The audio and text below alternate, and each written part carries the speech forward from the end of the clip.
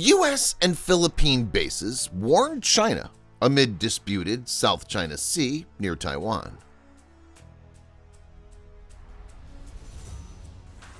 Welcome to our channel. This special report on the escalating tensions in the South China Sea. The region has long been a source of conflict, with multiple nations making territorial claims and asserting their presence in the area. In recent weeks, tensions have only increased, with the U.S. and Philippine military bases warning China amid disputed waters near Taiwan. The South China Seas is a crucial shipping lane that connects the Pacific and Indian Oceans. It's also home to rich fishing grounds and potential undersea oil and gas reserves, making it a valuable area for many nations. On Tuesday, China issued a warning to the United States, claiming that its actions are endangering regional peace. The warning was in response to a recent deal between the U.S. and the Philippines, which will allow American troops to use 4 additional military bases, including one near the disputed South China Sea and another close to Taiwan.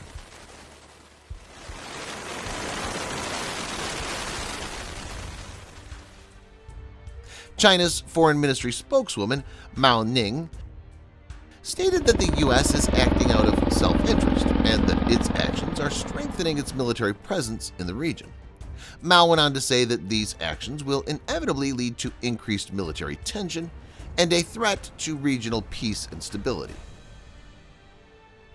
In February, the Philippines and the United States, longtime treaty allies, agreed to expand their cooperation in strategic areas of the Philippines.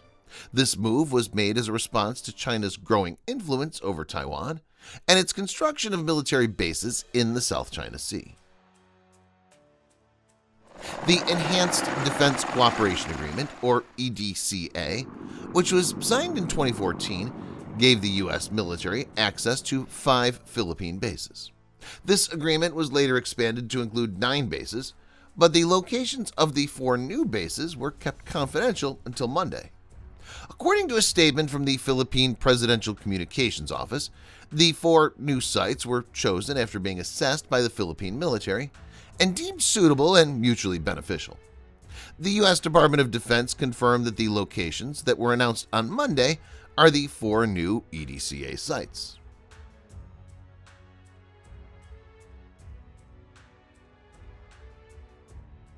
For years, China has been making territorial claims in the South China Sea, often clashing with other nations like the Philippines, Vietnam, and Taiwan. The U.S. has also become involved with military bases in the region and a strong commitment to maintaining freedom of navigation in the area. In a statement, the U.S. announced that it would be allocating additional funds towards infrastructure investments at the existing Enhanced Defense Cooperation Agreement, or EDCA, sites, although the specific amount was not specified. The statement mentioned that $82 million had already been allocated for these investments. According to a statement from Manila, 3 of the new EDCA sites are located in the northern Philippines. These include a naval base, an airport at Cagayan Province, and an army camp in the neighboring province of Isabela. The naval base in Santa Ana, Cagayan, is approximately 250 miles from Taiwan. The 4th site is an air base located in Balabac Island near the South China Sea. Cagayan Governor Manuel Mamba had expressed concerns about having EDCA sites in his province, as it could potentially jeopardize Chinese investment and make the area a target in the event of a conflict over Taiwan. However, the Philippine Acting Defense Chief Carlito Galvez recently stated that the government had already made a decision on the EDCA sites and that Governor Mamba had agreed to abide by the decision.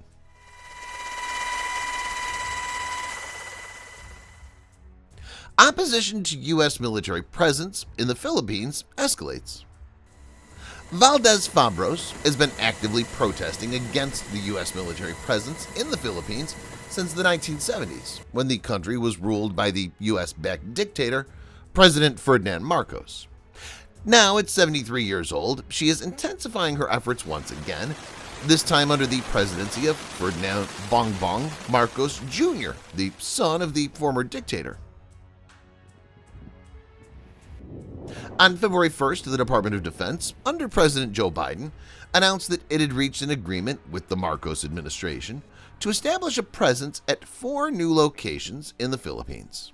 Then, on April 3rd, the DoD disclosed that 3 of these locations are located in the north near Taiwan, which has become a source of increasing tensions between the United States and China. With these new sites, the number of known U.S. military locations in the country has now risen to 9, marking the largest U.S. military presence in the Philippines since the government expelled American troops 3 decades ago. The United States and the Philippines has a long and complicated history. Although the two nations have a mutual defense treaty that's been in place for decades, the presence of American troops in the Philippines remains a controversial issue. The announcement of the new military presence in the Philippines comes just before the start of the largest joint war games in the country's history. The annual exercise, known as Balakatan, or Shoulder to Shoulder, is set to begin on April 11th and is expected to involve 17,600 troops, with 12,000 of them being from the United States. Additionally, around 100 troops from Australia and observers from Japan are also expected to attend. Balakatan 2023 spokesman, Colonel Michael Logico, has informed news outlets that the event will feature the first live-fire water exercises between American and Philippine troops. In one of the exercises, participants will even sink a naval vessel. In the early 1990s, the United States had 2 major military bases in the Philippines, but they were closed due to rising nationalist sentiment.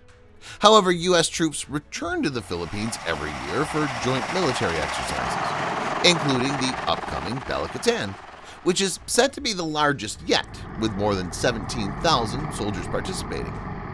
Under the former President Rodrigo Duterte, the implementation of the Enhanced Defense Cooperation Agreement, or EDCA, was delayed. Duterte favored China over the Philippines' former colonial master, the United States.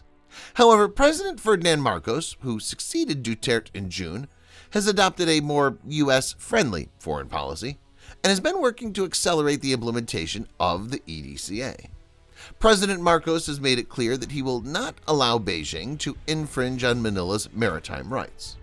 Despite the fact that the Philippine military is one of the weakest in Asia, the country's proximity to Taiwan and its surrounding waters make it a critical partner for the United States in the event of conflict with China.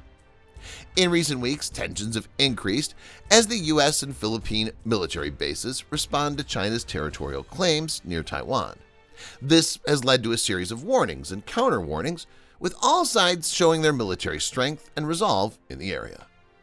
So, what does this mean for the future of the South China Sea? Will the tensions escalate into a full-blown conflict, or will a peaceful resolution be reached? To find out, we'll be talking to experts and analyzing the current state of affairs. So there you have it, a look at the escalating tensions in the South China Sea and what it means for the region. Thank you for watching, and don't forget to subscribe for more in-depth analysis and reporting.